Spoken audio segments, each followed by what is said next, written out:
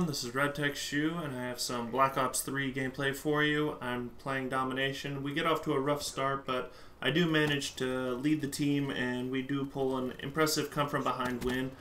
But what I'd like to talk to you about is something that happened to me earlier on the morning of the 14th of December. Well, I lost a good member of my family, and you know, I'm gonna miss her. I'm gonna miss her sorely. But I mean, it's just, I've been through this before, and before I get too far along, I don't want to mislead anyone. Our dog Sassy, an Irish setter, 14 years old, on the sometime on the 13th, back home with my parents in California, she apparently was like vomiting bile and having severe amounts of diarrhea. She was unable to stand or unable to walk, and whenever she tried to stand, she was just shaking, wobbling, fell down repeatedly. At one point, she was outside trying to go to the bathroom, and she fell down and hit her head on the side of a rock real hard, according to my mother. And it's just, it's not that I would never want any dog to go through pain and suffering and agony. You know, I love dogs. I really am. I have respect for cats and other pets and stuff like that, but if I could only have one type of pet for the rest of my life, whether it be bird, snake, anything else, I would choose dog. Dogs, to me, there's just something special about them. I don't know what it is. I am an avid dog lover. I just love them. And I've already lost one dog a long time ago. Several years ago.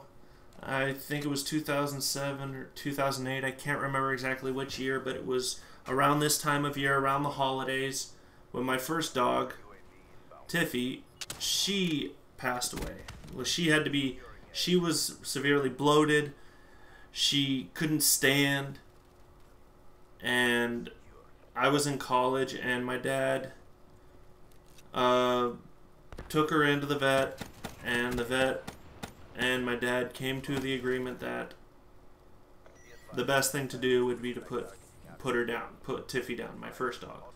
And I remember when I knew she was in bad shape, but when I came home from school, from college, on the way home, I asked my sister, how's Tiffy? And she told me that we put her to sleep. You know, we had to end her suffering. I was practically emotionless. I didn't eat for a day. I had no appetite. I had no real emotional response. I wasn't overly sad. I wasn't angry. I just felt like nothing. It was like something that I had lost Tiffy. Someone who I had spent over half my life with, and she was gone. And that feeling of loss of someone, of family. Because in our family, you know, we don't have just pets. We have family members. They don't have just first names. They have last names. They're a part of our family. They're as much a part of our family as I am. And when I lost my first dog, Tiffy, I didn't know how to react or respond. I honestly didn't. But I got over it. I miss her still. But we had another dog at the time, Sassy, who was still a little bit of a pup. She was only a couple years old. Well, actually, no. She was more about, I think, 5 or 6. Because Sassy was born in 2001. And Tiffy died, like I said, somewhere around, I think, 2007, 2008, maybe. You know, somewhere around the late 2000s. I was still in college by then. And I thought that after going through that, I would be able to handle the loss of Sassy, because I knew Sassy was gonna pass away. I knew it. I mean, dogs don't live forever, and at 14 years old, Sassy was indeed at an age where dogs typically pass away. You know, they just can no longer function normally. So what had happened with Sassy was, apparently, with all that had been going on with her, with the vomiting of bile and the diarrhea and the inability for her to stand correctly and to walk, you know, efficiently, from what we could tell, when my parents took her into the vet, they gave her a little, they analyzed her, they determined that it was something neurological, most likely a tumor in her nervous system, probably the brain, had caused her to have a stroke. And after having that stroke, she was not the same. She didn't react or respond like she usually does. Like when you tried to feed her, she just showed no interest in the food. She was constantly looking off in the distance, like away to one side, wouldn't look you directly in the eyes. She was not herself. And I can't imagine how hard that must be on someone to go through that experience firsthand. Let alone a dog, and let alone my dog. You know, someone that I care about, of my family member, my pet. I don't know what that's like, you know, but I would never want any dog to go through that. I would never want any dog to suffer. And Sassy was just one of those dogs that was just so unique. I mean, it was almost as if Sassy was like cognitively aware of what it means to be self-aware. Like, she understands what it means to have a personality. I swear to God, she was. I mean, she was so different from other dogs in that she had a personality. She understood what it meant to smile. She could willfully smile. We didn't teach her that. This was something she learned all on her own. She learned that pulling her lips back and showing her teeth and wagging her tail and, you know, doing that playfully, she understood that that was a good thing. That when we smiled, it showed we were happy, and she smiled, you know, when we were playing with her and stuff like that. She understood all that. We didn't teach her any of that. And she understood it completely.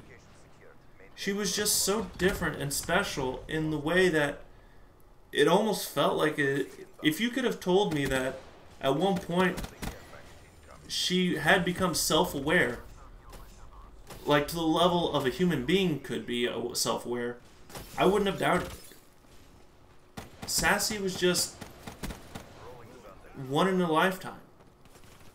Even my dad, who had owned several dogs before, including multiple Irish setters, he said that he's never had a dog like her, and he never will ever have a dog like her, most likely. So it was equally as hard on my dad as it was on me. Our family had developed a very strong bond with Sassy,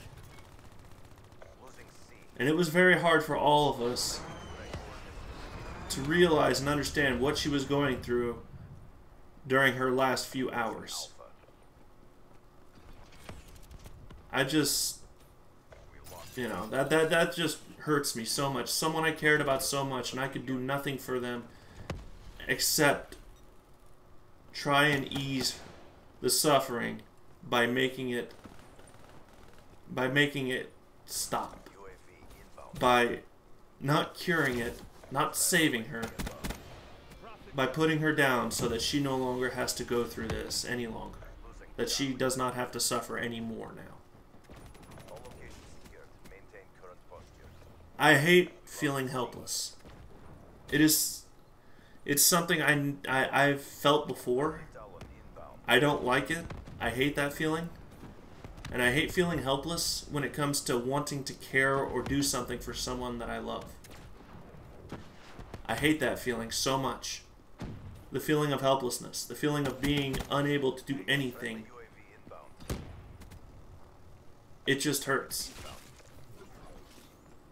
I just can't.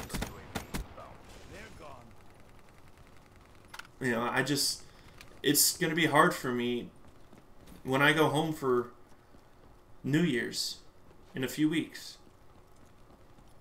There's only going to be one dog barking at me, and that's the beagle, Chloe, that my mother recently got a little over a year ago. So we're still going to have a dog in the house, but we're not going to have that one special dog, that one dog that understood what it meant to smile, that knows how to open lever-handled doors and try and run around the neighborhood and play. The dog that knew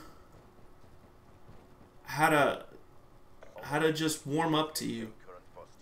Even when she knew she'd misbehaved, she would just walk up to you, smile, nuzzle up against your leg,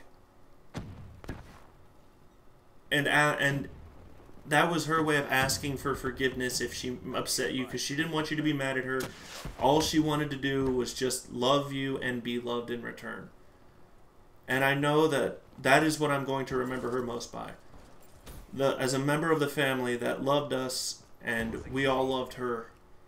And it's going to be hard, but life goes on. I need to move on.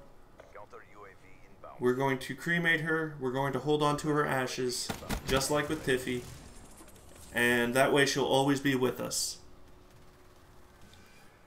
Anyway, I understand this might not have been the most lively or entertaining commentary or video for you guys to watch, but I thank you very much for your time. This was a hard moment for me, but life goes on, and I'm going to have to continue moving on. And I will see you guys all later. This is RadTechShoe, signing off.